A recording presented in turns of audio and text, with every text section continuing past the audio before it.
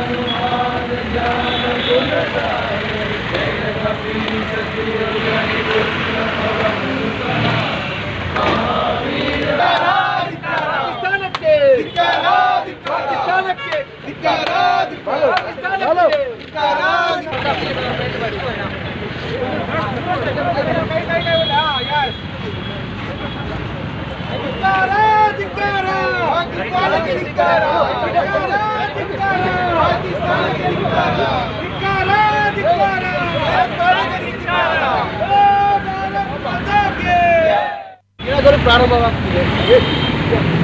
ಏನು ಕೇಂದ್ರ ಸರ್ಕಾರ P70 ಆರ್ಟಿಕಲ್ ಅನ್ನು ಕಾಶ್ಮೀರದಿಂದ ತೆಗೆದುಹಾಕಿತ್ತು. ಆ ನಂತರ ಆ ಕಾಶ್ಮೀರದ ಕಾಶ್ಮೀರ ಪಂಡಿತರಿಗೋಸ್ಕರ ಅಲ್ಲಿ ವ್ಯವಸ್ಥೆಯನ್ನು ಕೇಂದ್ರ ಸರ್ಕಾರ ಮಾಡಿಕೊಟ್ಟಿತ್ತು.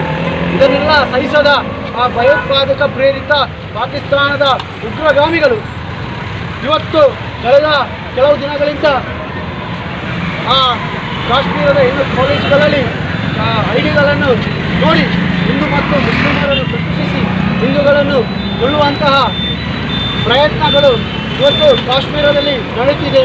ಅದಕ್ಕಾಗಿ ಇವತ್ತು ಬಜರಂಗ ದಳ ದೇಶದಾದ್ಯಂತ ಇವತ್ತು ಒಂದೇ ದಿನ ಪ್ರತಿಭಟನೆಗೆ ಕರೆ ಕೊಟ್ಟಿದೆ. ಇವತ್ತು ಬಜರಂಗ ದಳ ಎಚ್ಚರಿಕೆಯನ್ನು ಕೊಡ್ತದೆ. ಯಾರು ಈ ಮುಸಲ್ಮಾನ ಪ್ರೇರಿತ ಭಯೋತ್ಪಾದಕರ ಗುಂಪು ಏನು ಇವತ್ತು ಹಿಂದೂಗಳ ಮೇಲೆ ಹಿಂಸಾಚಾರವನ್ನು ಮಾಡುತ್ತಿದೆ, ಹಿಂದೂಗಳ ಹತ್ಯೆಯನ್ನು ಮಾಡುತ್ತಿದೆ, ಅವರಿಗೆ ಎಚ್ಚರಿಕೆಯನ್ನು ಕೊಡ್ತದೆ. ಇವತ್ತು ಇಡೀ ದೇಶದ ಹಿಂದೂಗಳ ರಕ್ಷಣೆಗೆ ಬಜರಂಗ ದಳ ನೀಡುತ್ತದೆ.